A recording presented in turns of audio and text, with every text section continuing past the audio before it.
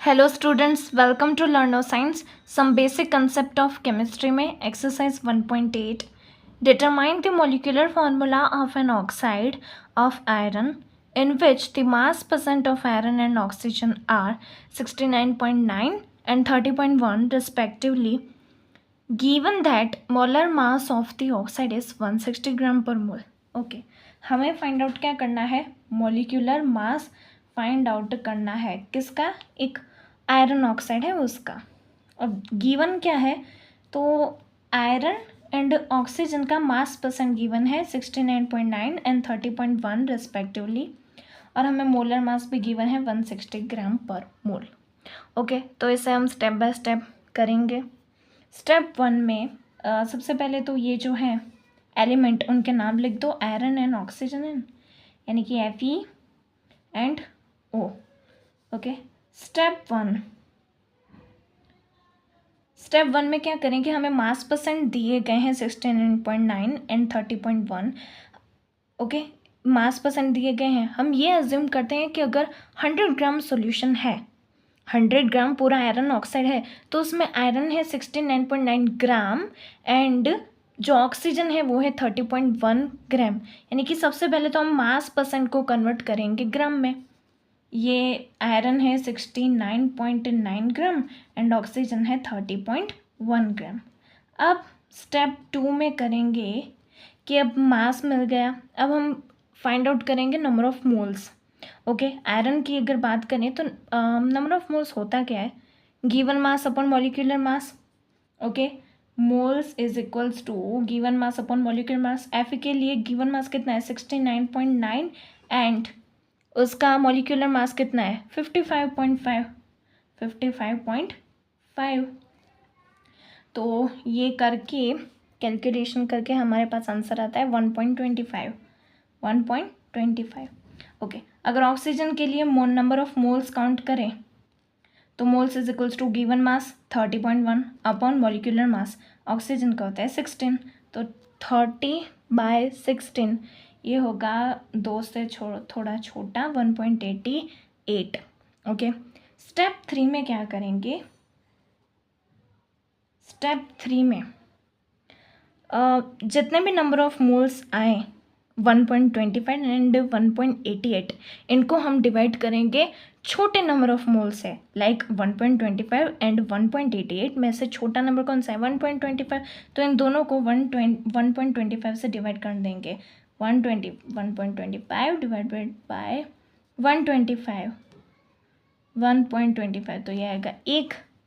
अब 1.88 को भी डिवाइड करेंगे 1.25 से। ओके, तो हमें इसका आंसर आता है 1.5। ओके, अब ये जो दोनों वैल्यू आई मोल से डिवाइड करके, लीस्ट नंबर ऑफ मोल से डिवाइड करके 1 एंड 1.5, हमें क्या है? ये जो नंबर है वो होल नंबर में लाना है। यहाँ पर तो पॉइंट है, ये तो होल नंबर हुआ नहीं, तो हम इसे किसी से मल्टीप्लाई करके होल नंबर बना देंगे। अगर मैं 1.5 को 1 से ही मल्टीप्लाई करूँ तो मुझे वही पॉइंट में आंसर आएगा 1.5। अगर मैं इसको 2 से मल्टीप्लाई करती हूँ तो मुझे आंसर आएगा 3। Okay, which is whole number. अब यहाँ पर मैंने 2 से मल्टीप्लाई किया तो ऊपर भी 2 से मल्टीप्लाई करना पड़ेगा, तो ये आया 2। ओके, तो फर्स्ट स्टेप में क्या किया? मास परसेंट को कन्वर्ट किया ग्राम में। सेकेंड स्टेप में हमने नंबर ऑफ मोल्स निकाले एंड थर्ड स्टेप में हमने लिस्ट नंबर ऑफ मोल से डिवाइड कर दिया।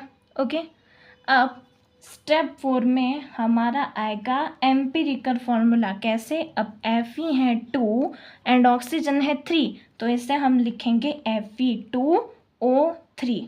Fe2O3 ये है हमारा एम्पिरिकल फॉर्मूला।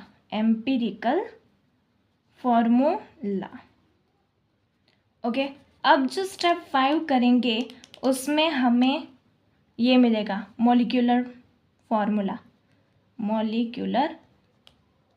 फॉर्मूला मिलेगा, जिसके लिए हम सबसे पहले क्या करेंगे?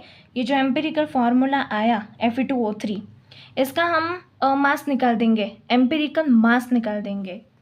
ओके, जैसे कि Fe2O3 है Fe2O3 इसका मास निकालना है, यानी कि मेरे पास 2 Fe एंड 3 ऑक्सीजन है, तो 2 इंटू Fe का कितना है, कितना मास होता है 55.5, ओके, प्लस 3 ऑक्सीजन है तो 3 इंटू में 16, तो Fe2O3 का मास इसको कैलकुलेट करके आता है 160, कितना आता है 160, ओके। अब हम निकालेंगे n की वैल्यू, ओके।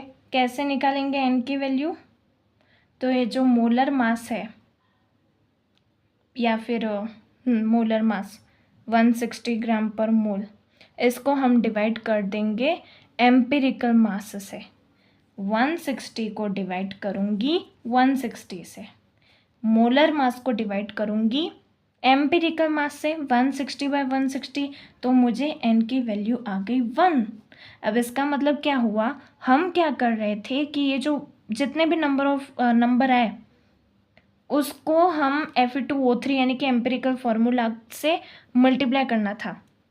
देखो Fe2O3 है, Fe2O3 जो हमारा एम्पिरिकल फार्मूला है उससे मैं मल्टीप्लाई करूँगी n की वैल्यू से, और n की वैल्यू कितनी है 1, कितनी है 1, तो जो एम्पिरिकल फार्मूला है वही मेरा मॉलिक्यूलर फार्मूला आ जाएगा, because Fe2O3 into 1 is Fe2O3, Fe2O3, okay, so this is our molecular formula.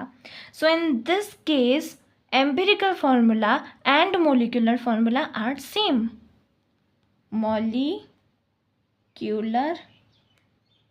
formula, okay, thank you.